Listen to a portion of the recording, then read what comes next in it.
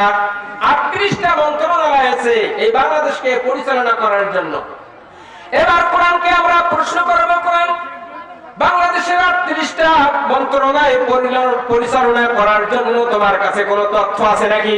কোন তথ্য, কোন উপাত্ত, কোন সেন্টেন্স, কোন ভয়েস, কোন বাক্য, কোন রীতিনীতি তোমার ভেতরে আছে নাকি? কোরআনকে প্রশ্ন করবেন, কোরআন বাংলাদেশ সংবিধান, বাংলাদেশ সংসদ তোমার দ্বারা পরিচালনা করা সম্ভব কিনা? কোরআন বলে আবার জিজ্ঞায়। কোরআন প্রথমেই বলে দিয়েছে সমস্ত বক্তব্য আমার ভেতরে আছে। ও বাবার রামরা, ইসলাম বিদ্বেষীরা কানগুলো খাড়া করে শুনে রাখুন। বাংলাদেশের 1 নম্বর মন্ত্রণালয় যেটা, সেটা হচ্ছে পার্বত্য চট্টগ্রাম মন্ত্রণালয়। পার্বত্য চট্টগ্রাম মন্ত্রণালয় এটা পরিচালনা করার জন্য কোরআন তোমার ভেতরে কোনো রীতিনীতি আছে নাকি?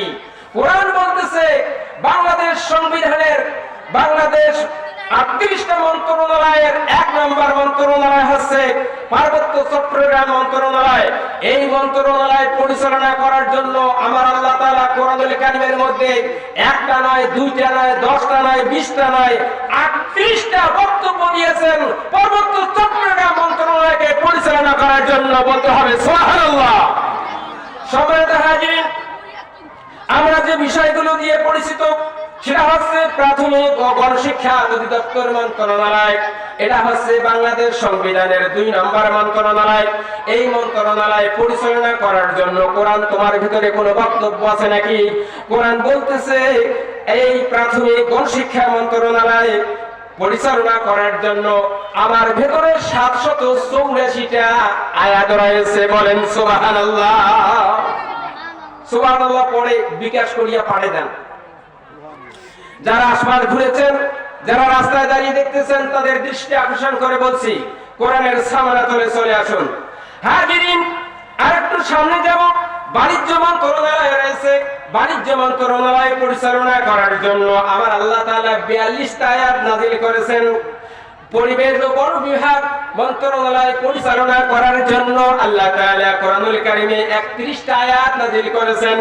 শুধু তাই নয়, মৎস্য প্রাণী সম্পদ অধিদপ্তর পরিচালনা করার জন্য আল্লাহ রাব্বুল আলামিন 32টা আয়াত নাযিল করেছেন। অর্থ মন্ত্রণালয় পরিচালনা করার জন্য 44টা আয়াত আল্লাহ নাযিল করেছেন। স্বরাষ্ট্র মন্ত্রণালয় পরিচালনা করার জন্য আল্লাহ তাআলা 258টা আয়াত নাযিল করে দিয়েছেন। বলেন সুবহানাল্লাহ।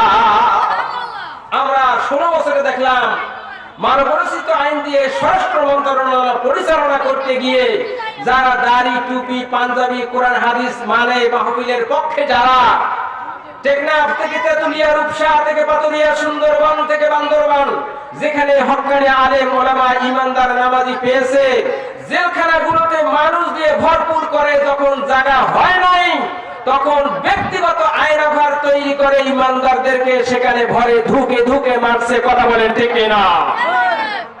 তারা ব্যক্তিগত স্বরাষ্ট্র মন্ত্রণালয় বানিয়ে আলেমদেরকে ফাঁসি দিয়েছে, মিথ্যা হাজারো মিথ্যা মামলা দিয়ে মানুষদেরকে হয়রানি করেছে, জঙ্গি নাটক বানিয়ে অনেক আলেমদেরকে, নিরীহ আলেমদেরকে গুলি করে হত্যা করছে। কথা বলেন ঠিক কিনা? আজ বুজান দেশ থেকে পালিয়ে যাওয়ার পর জাতি আজ দেখলো না একটাও জঙ্গি নাটক। দেশ থেকে যেদিন চলে গেছে সেই দিন থেকে জঙ্গি নাটক বিদায় হয়েছে। তার মানে জাতি বুঝে নিল জঙ্গি নাটকের হোতা হচ্ছে লেডি মাস্টার হাসিনা। কথা বলেন ঠিক কিনা? হাজিরিন, শিল্প মন্ত্রণালয় পরিচালনা করার জন্য আল্লাহ রাব্বুল আলামিন 16টি আয়াত নাযিল করেছেন। তথ্য ও সম্প্রচার পরিচালনার জন্য আল্লাহ তাআলা 68টা আয়াত নাযিল করেছেন। এভাবে এক এক করে 38টা মন্ত্রণালয়ের আয়াত আমি আপনাদের সামনে বলতে পারবো, কিন্তু সময় সংকীর্ণ হওয়ার কারণে আর সেদিকে যাওয়া যাচ্ছে না। আল্লাহ রাব্বুল আলামিন তার বিশ্ব নবীকে 13টি বছরের মধ্যে 13 বছরে এই মন্ত্রণালয়গুলো পরিচালনা করার জন্য আল্লাহ রাব্বুল আলামিন বাস্তবে বিশ্বনবীকে শিক্ষা দিয়েছেন। বিশ্বনবী সেগুলো সাহাবাদেরকে শিক্ষা দিয়েছেন, সাহাবারা সেগুলো তাবে তাবিঈনদেরকে শিক্ষা দিয়েছেন। কথা বলেন ঠিক কিনা?